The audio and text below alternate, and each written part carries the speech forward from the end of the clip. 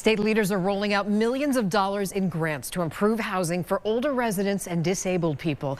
News 8 political contributor Mike Cerulli tells us which towns will get some of that money and who stands to benefit.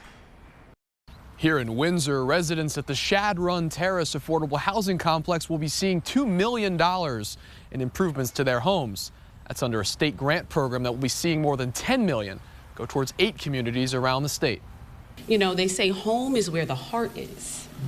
Shad Run Terrace is home for many of Windsor's low-income seniors and disabled residents. Built in the 70s and 80s, the property's manager says it's ready for an upgrade.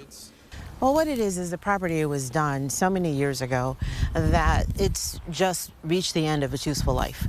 Residents will be getting new heating and cooling systems, replacement of roofing and gutters, and energy-efficient doors and windows. Residents are welcoming the renovations.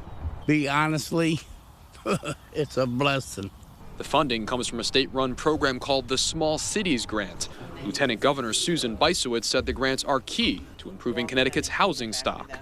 In Connecticut, we need housing. We need more than 100,000 new units of housing. And when you have a need for housing, especially for seniors and people with disabilities, you really need to focus on keeping existing housing in good repair.